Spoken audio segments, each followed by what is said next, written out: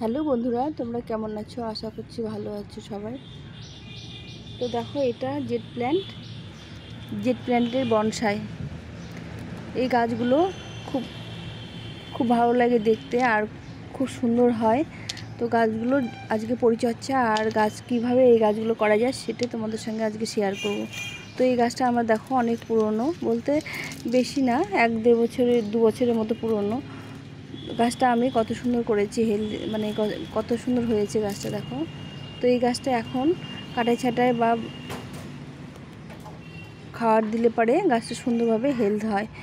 আজকে আমি এই গাছটাকে তোমাদের সঙ্গে শেয়ার করছি। গাছটা দেখো, এই যে পাতাগুলো আছে, এগুলো একটু খাবার দিলে পরে এরকম সুন্দর পাতা হয়। ছোট একটা ডাল থেকেই এই জেট প্ল্যান্ট তৈরি করা যায়। তো গাছটা এমন করে করেছি যে গাছটা ঝড়ে পড়ে যাওয়ার মতো হয়েছে। এই যে শিকড়টা আমি এইভাবে বসিয়েছি আর গাছটাকে হেলিয়ে দিয়েছি, যাতে মনে হয় যে গাছটা ঝড়ে পড়ে গেছে। তো আমরা বিভিন্ন রকমের শেপ দিতে পারি এই গাছটায়, যে কোনো শেপে আনতে পারি আর সুন্দরভাবে গাছটা গ্রো হয়। তো গাছটাকে আজকে আমি শেপটা দেবো, তোমরা সঙ্গে থাকো। তার পাথরগুলো নুড়ি পাথর দিয়েছি, দিলে পরে এই জলটা বেরিয়ে আসে না, এখানে জল দেওয়ার সময় জলটা বেরিয়ে আসে না, আর দেখতেও ভালো লাগে।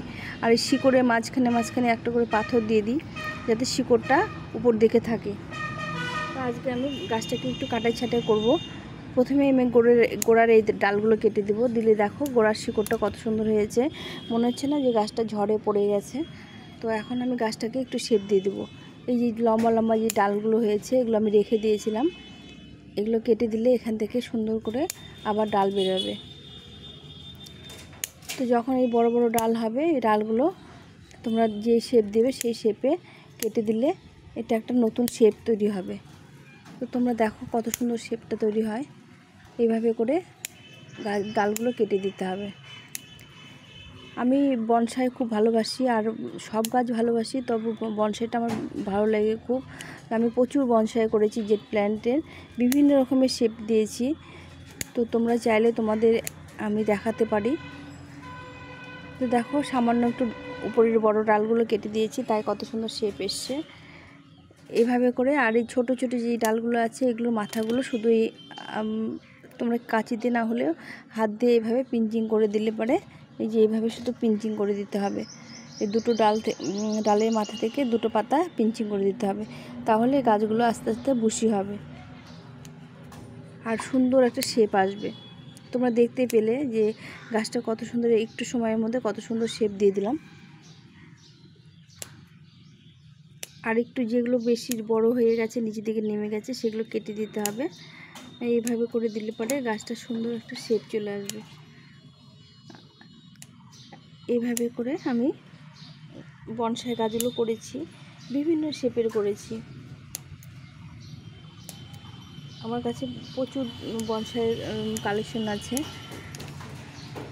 তো তোমাদের একটা একটা করে আমি দেখিয়ে দেবো। আর এই গাছগুলো রোদ্দু খুব পছন্দ করে, একদম ফুল সানলাইটে রাখতে হয়। এগুলো ইনডোর প্ল্যান্ট না, এগুলো আউটডোর প্ল্যান্ট। অনেকে ভাবে যে ইনডোর প্ল্যান্ট বলে ঘরে রাখে, কিন্তু বেশি দিন রাখা যায় না, 2 দিন পর পরই এই রোদ্রে দিতে হয়। এই রোদ্দু প্রচণ্ডই পছন্দ করে, সবসময় আমি রোদ্রে রাখি। দেখো গাছগুলো কত হেলদি হয়েছে। তো এইভাবে করে এই গাছগুলো তোমরা অনায়াসে করতে পারো।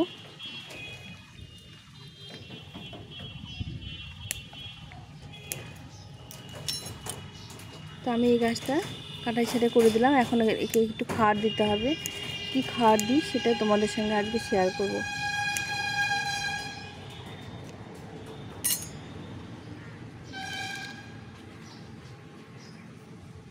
এখন একটু মাটিটা খুঁচিয়ে দেবো। এর শিকড়গুলো খুব শক্ত হয় আর খুব গভীরে চলে যায়। একটু গাছটা লাগিয়ে দেওয়ার কদিনের মধ্যেই সুন্দর শিকড় বেরিয়ে যায়। শিকড় হতে টাইম লাগে না, আর শিকড়গুলো তাড়াতাড়ি মাটি ধরে নেয়। তো আমি এইভাবে গাছটাকে একটু খুঁচিয়ে দেবো। একদম ছোট পাত্রের মধ্যে, বনসাই পাত্রে লাগালে ভালো হয়। আমার তো বনসাই পাত্র এখন নেই, আমি ছোট ছোট টবের মধ্যে আমি লাগিয়েছি। দেখো কত সুন্দর লাগছে দেখতে। এখন আমি নিয়েছি এখানে জৈব সার। তো আমি 1 মুঠো মতো জৈব সার দিয়ে দেবো। এই যতটুকু ছোট টব হিসাবে এইটুকু আমি জৈব সার দিয়ে দেবো। এর সঙ্গে দিয়ে দেবো আমি এই হাফ চামচ মতো, এটা হচ্ছে হাড় গুঁড়ো, এটা খুব ভালো মানের হাড় গুঁড়ো। তো আর তার সঙ্গে দিয়ে দেবো সামান্য একটু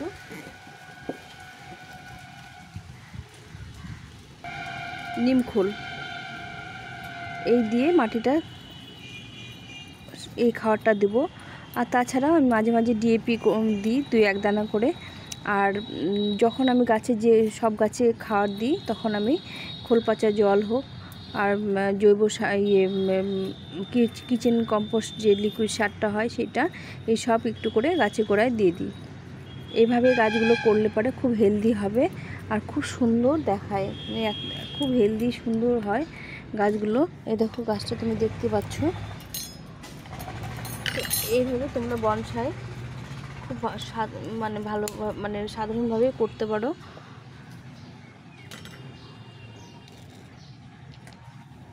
এই কদিনের মধ্যে গাছটা আবার সুন্দর গ্রো হয়ে যাবে। এটা টাইম লাগে না খুব একটা গ্রো হতে। এইভাবে সুন্দরভাবে গাছটাকে তৈরি করা যায়। দেখো মনে হচ্ছে না যে ঝড়ে পড়ে গেছে গাছটা। আমি এইভাবে লাগিয়েছি। এই গোড়ার শিকড়গুলো আস্তে আস্তে উপর দিকে উঠিয়ে দেবো, দিয়ে এইভাবে করে বসিয়ে দেবো।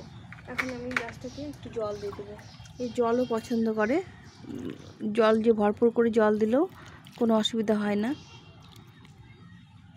খুব ইজিভাবে এই বনসাই গাছগুলো করা যায়। তোমরা যারা নতুন বাগানি তারা করতে পারো। আর এই যে এখান থেকে এই ছোট ছোট ডালগুলো থেকেই চারা তৈরি হয়। এরকম একটা ছোট ডাল মাটির মধ্যে লাগিয়ে দিলে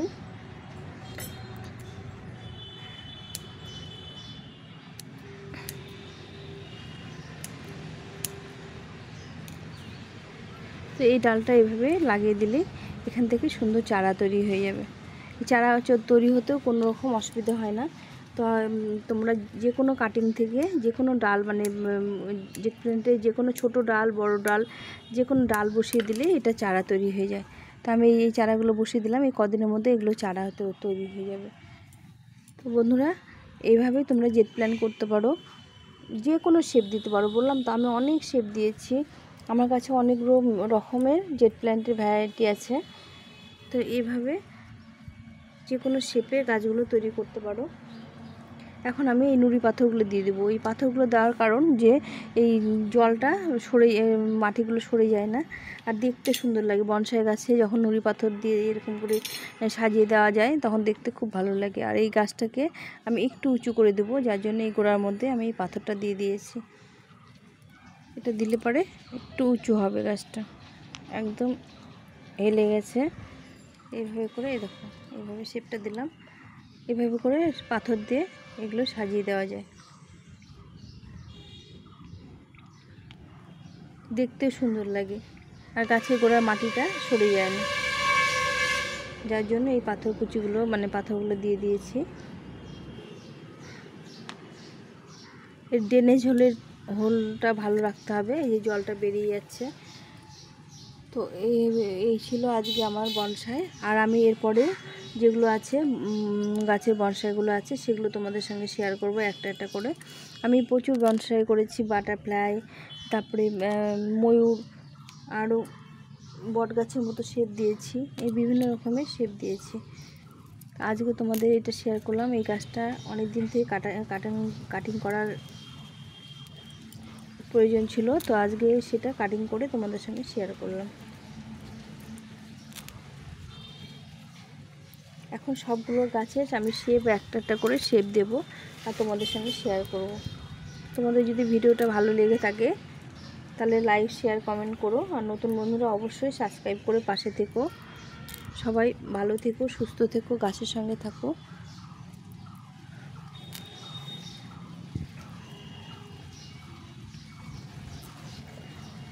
তো বন্ধুরা এইভাবে আজকে আমি এই গাছটাকে দেখালাম।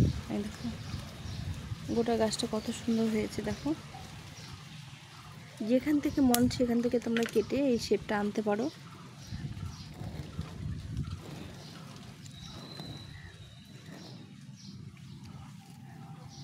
তো তোমাদের কেমন লাগলো অবশ্যই কমেন্ট করে জানিও।